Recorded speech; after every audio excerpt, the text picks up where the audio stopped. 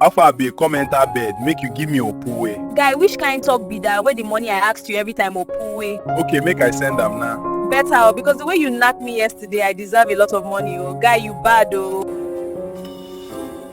Babe have sent it. Okay.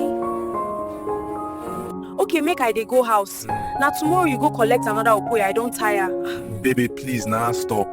I beg leave me tomorrow. Bad boy. Why this my babe they behave like this?